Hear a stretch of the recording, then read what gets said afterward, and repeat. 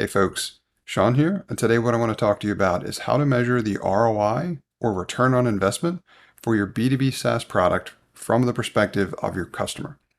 The reason why this is so important is because this is what's going to ultimately enable you to prove the value that your product can provide to your customer. That makes a lot of these other seemingly ambiguous concepts like how do I sell my product, how do I describe my product, how do I market my product, a lot more straightforward. You can make it very black and white if you're speaking to a specific problem and you already know what the negative impact of that specific problem is for the majority of your target market. That's going to make them feel like you're in their head, that you really get them. And if your website reflects the same and all your marketing material reflects the same, they are going to be compelled to at least give your product a shot. And then ultimately, if you live up to that promise, as in if you provide them with that return on investment, they're going to love your product. And they theoretically are never going to give it up. They're going to continue to pay you to help them solve that problem in a better way. And this is also why I love building for businesses. Now, let's talk about how to measure it, right? Because this is something that should be quantifiable, which means you should be able to be relatively black and white about measuring this. Now, the two main ways in which I look to measure ROI is time or money. As in, are you going to save them time or are you going to save them money or help them generate more money? A lot of people will say time is money, and that's largely true from my perspective as well too. And that's what I ultimately try to do in terms of getting that into a other version of something that's quantifiable. But either way, if you can measure the time savings or the cost savings or the potential to generate more revenue, that is the value that we're looking to quantify.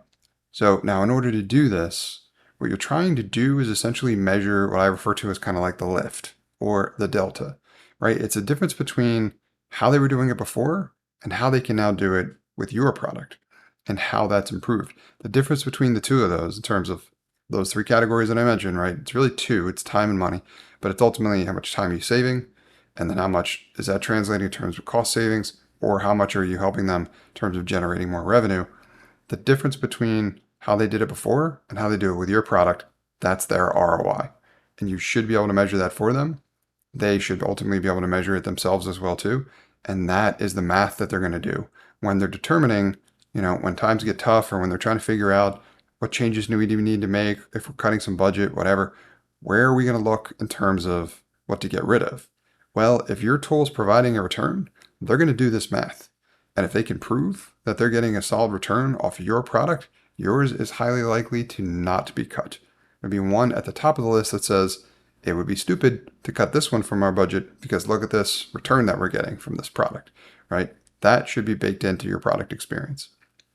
In terms of measuring this, as you understand what the current experience is, you can measure that.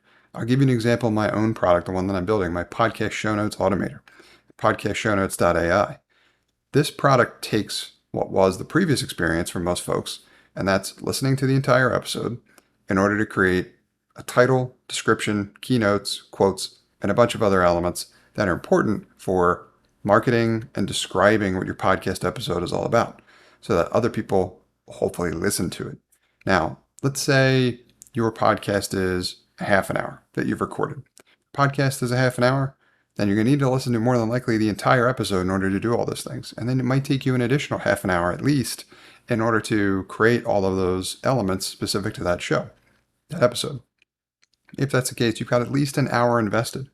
And with whomever you're paying to do this work, that could be anywhere from $10 to $50 to $100. It really depends on your operation, right? So at minimum, if I'm expecting even on the low end, let's say $10 an hour in order to do this work and taking you between 1 and 2 hours, that's going to cost anywhere from $10 to $20 per episode. Now, if I look at my product in terms of what I'm charging, one of my tiers starts at $10 and it ranges and goes up to $30. So I have basically a $10, a $20, and a $30 per month, as in you can run multiple episodes through that. So from my product's perspective, and in terms of ROI, just from a cost perspective, in terms of what it may be costing them to do this work, they're paying probably at least $10 an episode, which is probably on the low end, $10 to $20 per episode to generate these notes now. And my tool costs between that range per month, as in their savings is going to be a multiple of that, because for what they used to pay for one episode, now they pay for a tool to automate the entire process on a monthly basis, and they can run multiple episodes through that. So that is some of the hard cost ROI that I'm providing to them. Now, let's talk about the time savings, because that's really what we're talking about here. I just added it up by describing for you a scenario where they might have a 30-minute episode, and that might take them an hour of processing. My tool does this in minutes. On average, and on the high end, it's less than 5 minutes on average. So what you're talking about is going from, at least 60 minutes down to about 5 minutes. So that's greater than a 10x ROI in terms of time. So now that I know this, in terms of what the return on investment is for my target market customer, I can take this, I can put this on a website, I can describe this across social media, I can write articles about this, whatever, right? But this is an example in terms of how you measure the ROI for your target market customer because of the problem that your B2B SaaS product is solving. You need to be able to tell this story, and at least in as great a detail or around as great a detail as I've just described how I can talk about mine, in order for you to ensure your B2B SaaS product is in the best position to be successful.